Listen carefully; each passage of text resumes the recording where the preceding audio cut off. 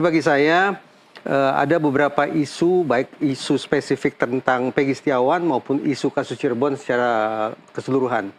Pertama, kalau kita sebatas bicara tentang Peggy Setiawan, dalam sekian banyak kasus salah tangkap di negara-negara lain, serta-merta para korban salah tangkap langsung meminta adanya ganti rugi. Ya. Nah, ini barangkali menjadi agenda yang penting untuk dipikirkan, dipertimbangkan baik oleh Peggy Setiawan maupun kuasa hukumnya.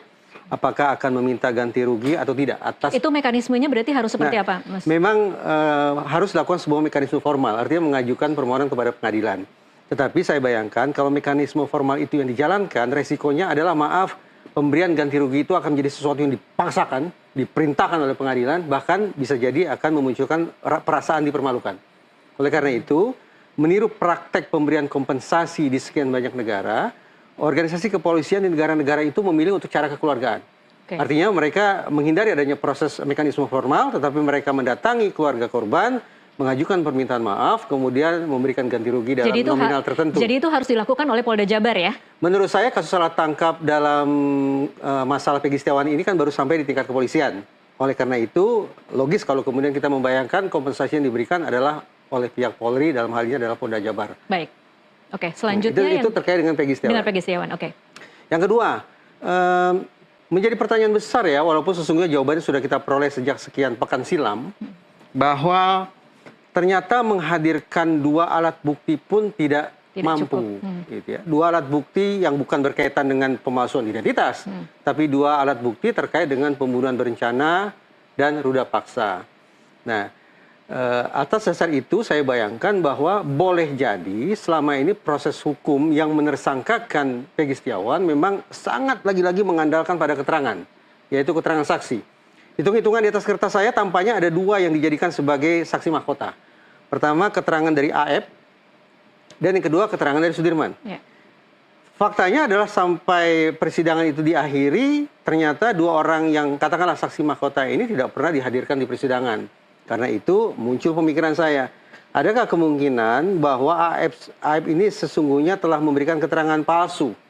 Karena dia mengatakan, pada malam itu dalam kegelapan dari jarak sekian ratus meter saya bisa melihat Peggy Setiawan. Adakah kemungkinan itu keterangan palsu atau false confession? Yeah. Kalau itu dianggap sebagai sebuah keterangan palsu, maka perlu dicari tahu.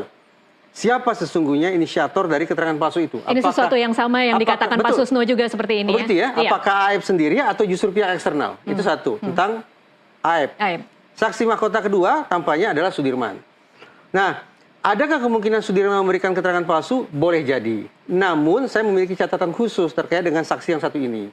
Dari pemberitaan di media, dari komunikasi dengan pihak-pihak terkait, saya menangkap kesan kuat atau indikasi bahwa Sudirman ini adalah individu dengan kondisi kecerdasan tertentu ya, yang berbeda dari orang kebanyakan.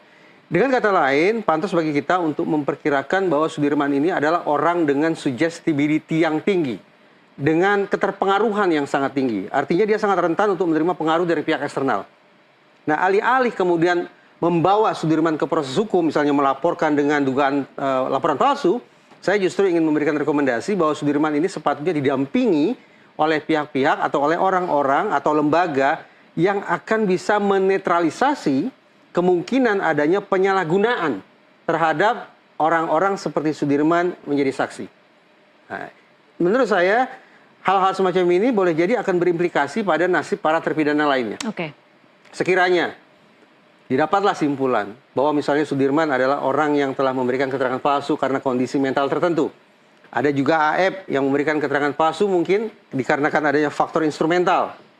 Maka ini akan bisa dijadikan sebagai alat bukti baru atau novum yang tidak tertutup kemungkinan akan mengubah 180 derajat nasib para terpidana yang sudah ada di dalam penjara. Kendati tetap perlu dilengkapi dengan adanya alat bukti baru atau novum berupa hasil-hasil temuan saintifik. Saya katakan hampir 90% terpenjarakan karena keterangan palsu yang di dalam itu. Karena apa? Tak ada satu alat bukti saintifik pun untuk menghukum orang itu dengan hukuman seumur hidup. Nah, hakimnya nekat, jaksanya nekat, penyidiknya nekat. Nah, kemudian tadi saya sangat tertarik dengan apa yang Bapak katakan tentang ganti rugi gitu.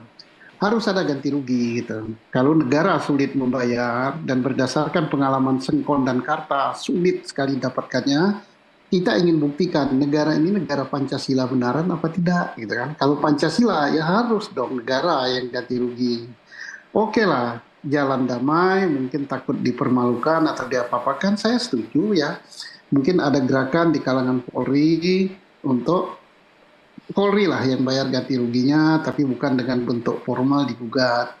Nah, bagaimana caranya? Mungkin ya sumbangan, iuran, atau bagaimana ya? Saya siap juga gitu, misalnya iuran, walaupun saya sudah pensiun ya gitu. Nah, jadi itu suatu hal yang baik. Nah, satu lagi ya Pak ya, apa yang Bapak katakan bisa menyelamatkan yang di dalam. Berkali-kali saya teriakkan, mana itu yang namanya HP yang keluar di pengadilan, sudah disita 6 apa berapa HP, sampai detik ini belum dibuka. Mana itu yang namanya CCTV, anak buahnya Rudiana sendiri yang nyita itu, kemudian belum dibuka dengan alasan di Cirebon tidak ada yang mampu.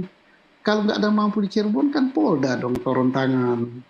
Polda juga nggak mampu kan ada Mabes yang lebih mampu lagi. Yang nggak bisa semua, dia keluar negeri gitu. Nah, saya kira percaya sependapat dengan Pak Riza ya. Kalau itu terbuka, mungkin kasus ini akan 360 derajat, 180 derajat berputarnya gitu. Nah, ini tidak apa-apa ya, tidak ada yang malu gitu untuk mengakui sesuatu yang keliruan karena manusia tempatnya keliru. Tapi demi kebaikan ya, demi kebaikan karena ini menyangkut nasib orang ya. Beda ini dengan gugat perdata. Kalau gugat perdata paling salah-salahnya ya harta benda yang hilang ya, mungkin mobil hilang, sepeda motor hilang, tanah hilang. Tapi kalau ini nasib manusia, Baik. dan negara harus turun tangan, Pancasila dong katanya. Ya.